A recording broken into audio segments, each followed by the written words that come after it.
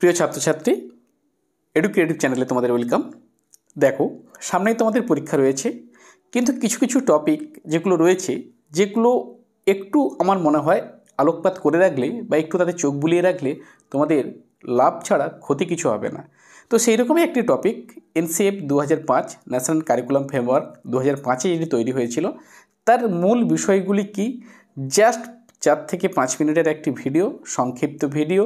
তোমাদের অবসর সময়ে হাঁটতে হাঁটতে, চলতে চলতে, কিছু ভাবতে ভাবতে ভিডিওটি তোমরা দেখে নিতে পারো।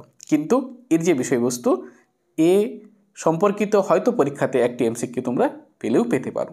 তো সেই সমস্ত কিছু গুরুত্বপূর্ণ টপিক আমি সিলেক্ট করেছি এই কয়েকদিন, এই যে 2-3 দিনে আমি সেই সমস্ত বিষয়গুলো এরকম আমি প্রায় 10 থেকে 12টি টপিক বেছেছি, সেগুলো আমি তোমাদের সামনে একেবারে সংক্ষিপ্ত আকারে শর্টস ভিডিও করে, মানে ধরো 4 থেকে 5 মিনিটের ভিডিও তোমাদের সামনে আমি নিয়ে আসবো।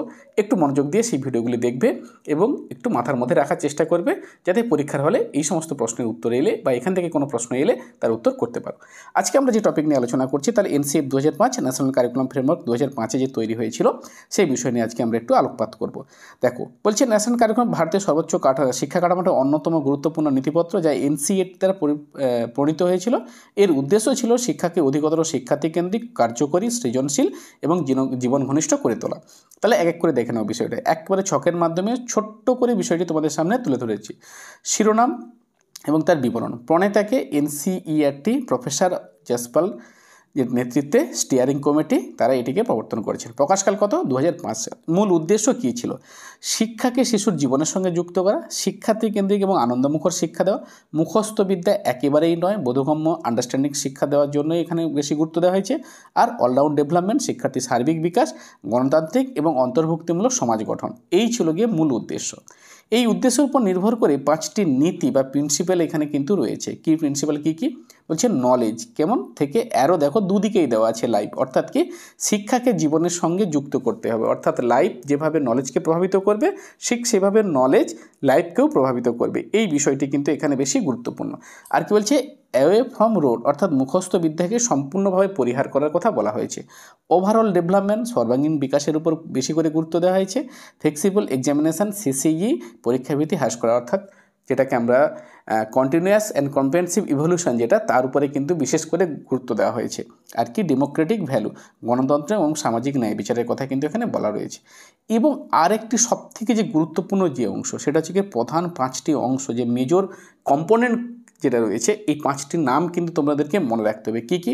এক হচ্ছে গিয়ে perspective, learning and knowledge, curricular area, school stage assessment, school classroom and environment, এবং যেটাকে আমরা বলি সিস্টেমিক রিফর্মস। এই 5টি অংশ, অর্থাৎ 5টি কম্পোনেন্ট, অবশ্যই এই 5টির নাম তোমরা কিন্তু মনে রাখবে।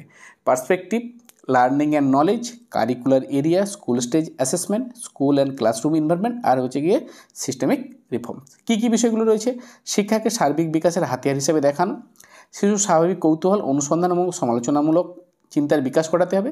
প্রাথমিক স্তর থেকে উচ্চ মাধ্যমিক স্তরের মধ্যে পাঠ্যক্রম নির্ধারণ এবং অব্যাহত মূল্যায়ন, যেটাকে আমরা সিসিই বলছি, এই যে মূল্যায়নটার উপরে গুরুত্ব দেওয়া হবে। আর কি স্কুল এবং ক্লাসরুম এনভায়রনমেন্ট, আনন্দমুখর, বৈষম্যহীন এবং অংশগ্রহণমূলক পরিবেশ সৃষ্টি। আর সিস্টেমিক রিফর্ম মানে কি শিক্ষক প্রশিক্ষণ, যে বিষয়গুলো রয়েছে, পাঠ্য বই সংস্কার, বিকেন্দ্রীকরণ এবং স্থায়ী প্রেক্ষিতকে গুরুত্ব দেওয়া। তাহলে এটি অবশ্যই মনে রাখবে। আর কি এর কী কী বৈশিষ্ট্য ছিল, বিশেষ বৈশিষ্ট্যগুলো কী কী ছিল? এক হচ্ছে মাতৃভাষা হবে শিক্ষার প্রধান মাধ্যম। CCE continuous and comprehensive evolution সবথেকে বেশি গুরুত্ব পেয়েছে। ইনক্লুসিভ এডুকেশনের উপরে কিন্তু বিশেষভাবে গুরুত্ব দেওয়া হয়েছে। কী কী? এসসি, এসটি, ওবিসি এবং প্রতিবন্ধীদের শিক্ষার ব্যাপারটি কিন্তু এখানে খুব যত্ন সহকারে ভাবা হয়েছে।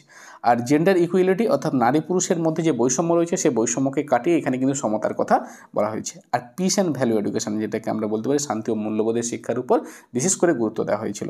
আর ওয়ার্ক এডুকেশন লিঙ্কে, শিক্ষার সঙ্গে কর্মের যোগ, অর্থাৎ কি আজকের দেশে যদি আমরা দেখি দিনে যে আমাদের দেশে শিক্ষিত বেকারের সংখ্যা কিন্তু দিন দিন বাড়ছে, তো এই সমস্যাকে রোধ করার জন্য কিন্তু ওয়ার্ক এডুকেশন লিঙ্কেজ, এই বিষয়টি কিন্তু যোগ করা হয়েছে। আর আইসিটি ব্যবহার, যেটাকে আমরা, এই বিষয়টিও কিন্তু এখানে ক্ষেত্রে খুব গুরুত্বপূর্ণ, কারণ এই সময় থেকে কিন্তু আমাদের ইনফরমেশন অ্যান্ড কমিউনিকেশন টেকনোলজির উপরে কিন্তু বিশেষ গুরুত্ব দেওয়া হয়েছিল। এর মূল স্লোগান বা ভাবনা কী ছিল? লার্নিং উইদাউট বার্ডেন, শিক্ষাকে আনন্দমুখর এবং চাপমুক্ত করা। বুঝতে পারলে বিষয়টি অবশ্যই গুরুত্বপূর্ণ। এবার শিক্ষা ব্যবস্থাকে মুখস্থনের পরীক্ষার কারণ সরিয়ে এনে শিক্ষার্থী কেন্দ্রিক, জীবন ঘনিষ্ঠ, আনন্দমুখর, অন্তর্ভুক্তমূলক শিক্ষার সাথে যোগ করেছে, যেখানে সমাজ গঠন, গণতন্ত্র, মূল্যবোধ, সৃজনশীলতার মাধ্যমে মানব সম্পদ তৈরি হবে। তাই ভারতবর্ষের শিক্ষা ব্যবস্থার ক্ষেত্রে এটি একটি মাইল ফলক হিসেবে বিবেচিত হয়। হলো, তাহলে এই ছিল একেবারে সংক্ষিপ্ত 5 মিনিটের একটি ভিডিও। আশা করি এর যে তথ্য, এই তথ্যগুলো কিন্তু তোমাদের যথেষ্ট কাজে লাগবে। আবারও বলছি, এর যে নীতি, 5টি অংশ এবং তার কী কী ফিচার্স ছিল সেগুলো কিন্তু ভালো করে পড়বে। ভালো থেকো, খুব ভালো করে পড়তে থাকো।